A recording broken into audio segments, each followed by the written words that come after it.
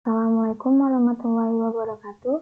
Perkenalkan, nama saya Kamila Melinda dengan NIM C0E020008, Prodi Kuandera tahun 2020. Di sini saya akan mempresentasikan hasil makalah saya yang berjudul tentang siklus akuntansi penyesuaian dari mata kuliah pengantar akuntansi. Yang pertama, saya akan menjelaskan tentang jurnal penyesuaian. Jurnal penyesuaian adalah proses akuntansi pada akhir periode yang dimaksudkan untuk memastikan bahwa akuntansi mematuhi dasar aktual. Dengan kata lain, siklus akuntansi pada tahap ini dimaksudkan untuk mengakui pendapatan pada periode akuntansi ketika pendapatan itu menjadi hak perusahaan. Selanjutnya, fungsi jurnal penyesuaian.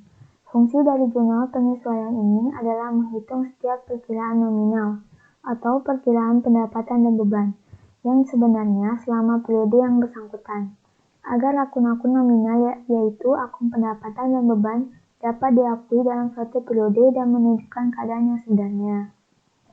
Jenis jurnal penyesuaian.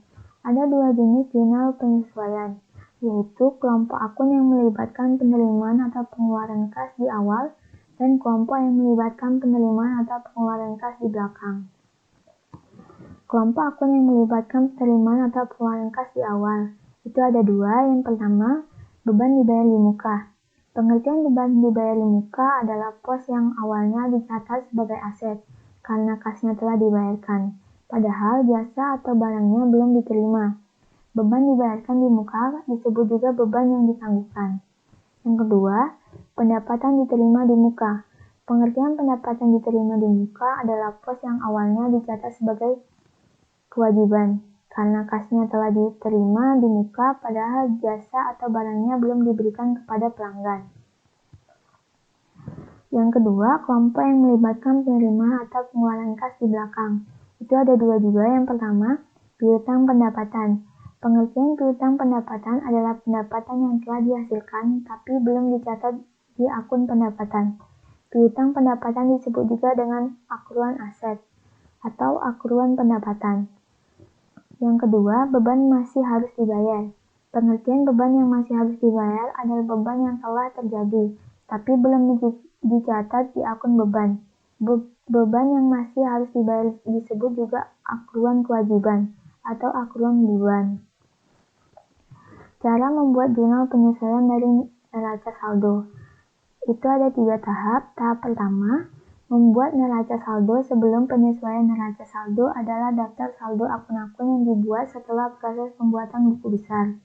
Tahap kedua, langkah membuat jurnal penyesuaian setelah membuat neraca saldo. Selanjutnya, kita melakukan proses penyesuaian terhadap akun-akun tertentu dengan cara membuat jurnal penyesuaian. Tahap ketiga, membuat neraca saldo setelah penyesuaian setelah melakukan proses penyesuaian. Selanjutnya, membuat neraca saldo setelah penyesuaian. Data-data akun digunakan untuk menyusun laporan keuangan yang lengkap. Yang terakhir, neraca lajur. Pengertian neraca lajur adalah suatu kertas berkolom-kolom atau berlajur-lajur yang direncanakan secara khusus untuk menghimpun semua data akuntansi yang dibutuhkan pada saat perusahaan akan menyusun laporan keuangan secara sistematis. Langkah-langkah membuat neraca lajur. Yang pertama, membuat format neraca lajur. Kedua, isi kolom nomor akun dan nama akun beserta saldo akunnya. Yang ketiga, isi kolom jurnal penyesuaian. Yang keempat, mengisi kolom neraca saldo setelah penyesuaian. Yang kelima, mengisi kolom neraca. Dan yang terakhir, mengisi kolom laporan laba dan rugi. Itulah sedikit penjelasan saya mengenai hasil makalah saya. Apabila saya ada salah-salah kata, saya mohon maaf. Dan saya akhiri. Wassalamualaikum warahmatullahi wabarakatuh.